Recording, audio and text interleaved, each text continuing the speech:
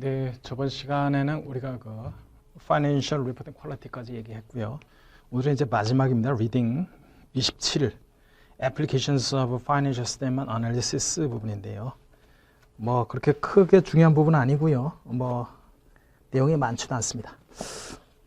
이 내용이 좀 정리되고 나면 이제 마지막에 우리가 그동안 봐왔던 USGAAP 기준하고 IFRS 기준 중에 이제 크게 좀 차이가 있는 거 그런 거 몇 가지 제가 좀 정리해 드리고 시간을 마치도록 하겠습니다. 그럼 마지막 시간이 되는 거죠, 사실.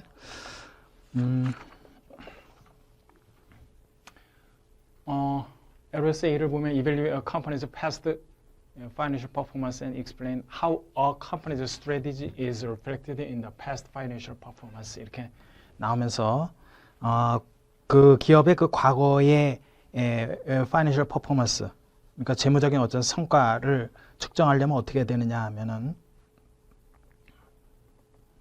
그 재무 비율의 그 추이, 트렌드를 봐야 할 것이고 그 다음에 레벨, 그 크기, 그거를 이제 분석해야만이 어떻게 이제 기업이 그 영역에서 열심히 잘 행동을 했는가를 잘 볼 수가 있다. 이런 얘기를 하는 거죠. 그러면서 뭐 쭉 얘기를 합니다. 하이엔드 쪽 그 프로덕트의 특징은 그로스 프로핏 마진이 많이 날 것이고 그로스 프로핏 마진이 많이 나는 것은 뭐 COGS도 높을 것이고 그러니까 하이엔드 쪽이니까 아무래도 R&D도 높을 것이고 그 다음에 이제 물건을 바깥에서 사온다기보다는 내부에서 제조를 할 것이고 뭐 이런 특징이 있다라고 뭐 쭉 얘기를 합니다. 그러면서 뭐 비율 얘기를 하는데 일례로 뭐 R&D나 광고, R&D 광고 비율은 광고 같은 비용은 어디 들어가요? 네, 판관비로 들어가잖아요. 그러면 판관비가 많아지면 많아질수록 어떻게 될까? Operating Profit Ratio는 줄죠. 그죠? 그런 특징이 있죠.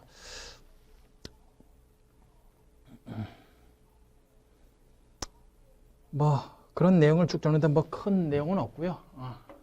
그 재무 비율 분석과 그 수준이 중요하다. 그 얘기를 합니다. 자, 이게 중요하겠죠. How to forecast a company's future net income. future net income을 우리가 forecast 해보자는 거예요. future net income과 이제 캐시 플로우를.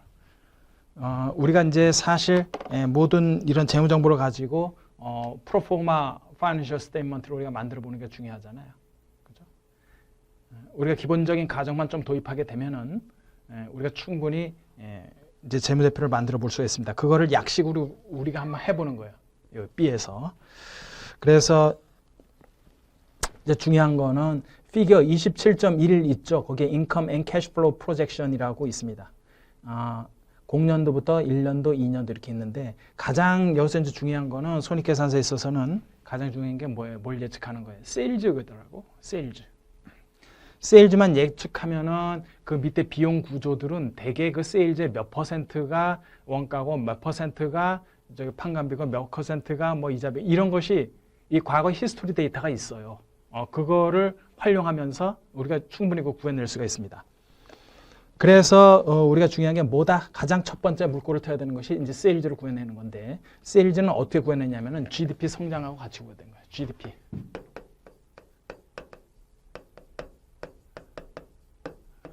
그 다음에 우리가 속해 이제 산업의 성장률이죠. GDP가 3% 성장하면 우리 산업도 뭐 3% 성장한다. 라고 했을 때 우리 회사가 이 산업 내에서 이제 마켓 쉐어가 얼마나 되는가 그에 따라서 이 비율을 조금 조정할 수 있겠죠. 그렇게 해서 뭐 일례로 뭐 5%다. 5%라고 이제 정했다. 그러면 이제 세일즈가 이제 5% 올해 성장하는 거 아니겠어요? 작년에 비해서 5% 성장한다는 겁니다. 그러면 우리가 피겨 27.1에서 보듯이 세일즈 플러스 5% per year 이렇게 나왔어요. 어떻게 구해졌다고요? GDP 성장률과 산업의 그 성장률 이걸 그 회귀 분석 통해서 이렇게 구하는 거 있잖아요. 구했다고요. 5% 성장할 것이다. 그래서 이제 5% 성장하게 되면은 뭐 그 5% 하면 되는 거 아니에요. 작년에 비해서 5% 성장한 것이 86145고요. 또 그 다시 5% 성장한 것이 90452고요. 다시 또 성장한 것이 94975입니다. 이렇게 이제 세일즈는 쉽게 구할 수가 있다는 거예요. 자, 그렇게 되면은 그 다음에 이제 어떻게 얘기를 하면 피겨 27-1은 어떤 가정을 하냐면 피겨 27-27.1 illustrate this method 이렇게 나옵니다. 그래서 this projection assumes 가정한다는 거예요. Companies sales increase 5% per year.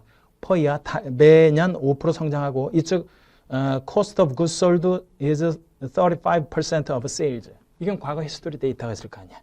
그 다음에 operating expense도 55% of sales. 이것도 과거 데이터가 있을 거 아니야. It also assumes non-cash working capital stays constant at 85% of sales. 세일즈의 85%가 non-cash 워킹 캐피탈이래요. 그렇게 가정을 했고, 그 다음에 이제 fixed capital requirement가 5% of sale의 한 5%가 필요하다라는 거예요.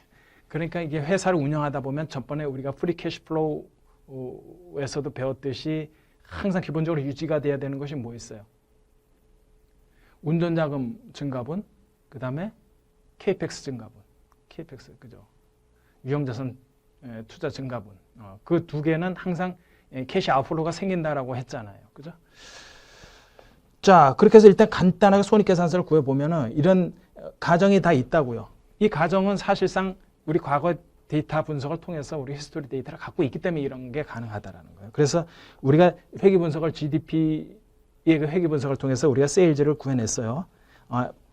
X0년도를 보면 86,145가 86145가 생겼죠. 86,145원이 세일즈인데 여기에 이제 35%니까 3151원이 되겠고요. 그다음에 operating expense는 55%니까 47380이 되겠습니다.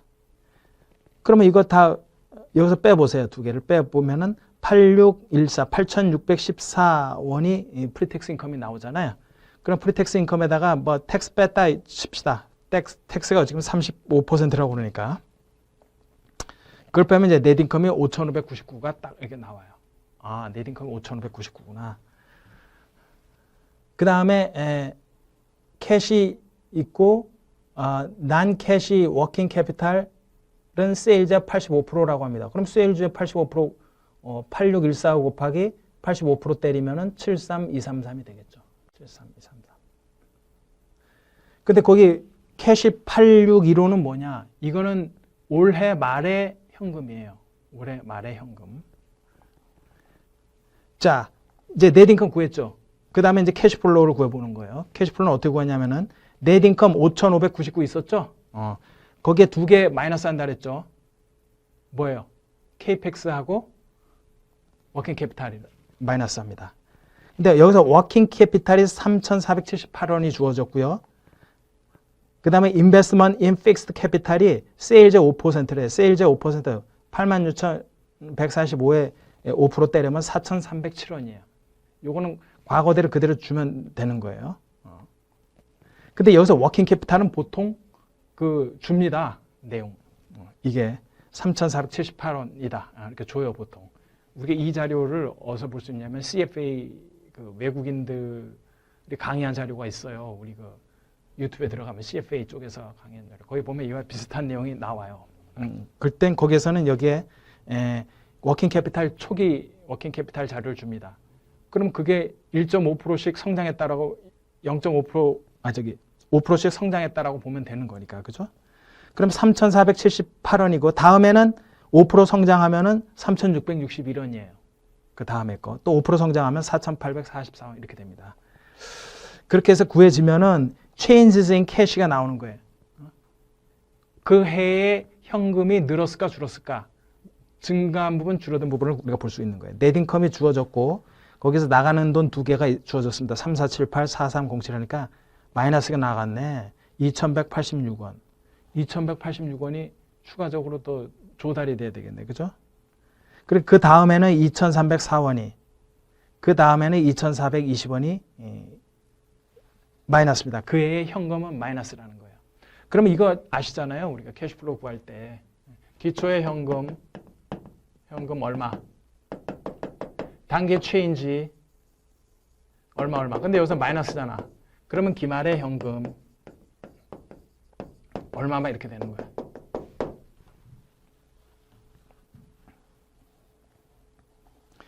자, 기초의 현금이 있고 changes in cash가 있으니까 그걸 두 개 보면은 당연히 ending cash는 8,615원이 이렇게 나온다고요. 그러면 BS상의 캐시 8,615원이고 난캐시 워킹 캐피탈이 73233이고 커런 에셋은 81838 이렇게 된다는 거예요. 그래서 우리가 기본적으로 이 과거의 재무제표를 가지고 우리가 포캐스팅을 할 수 있다라는 거예요. 뭘 만들어내면은 세일즈만 만들어내면은 그런 예가 이제 예를 한번 봤습니다. 그래서 net income도 구해보고 changes in cash 도 구해봤고요.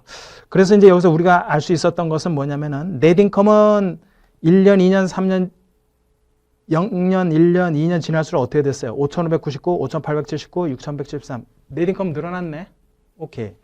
그런데 캐시는 얼마나 됩니까? 861호, 6311, 3891. 내려갔네.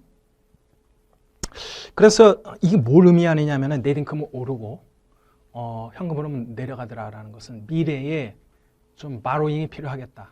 돈을 좀 빌려오는 것이 좀 필요하겠다. 이런 정보를 우리가 이걸 통해서 프로젝션을 통해서 유추해 볼 수가 있습니다. 그러니까 여기서는 이제 우리가 어떻게 net income하고 캐시플로우를 추정하느냐, 포캐스팅 하느냐 그거를 이제 우리가 한번 해본 거고요.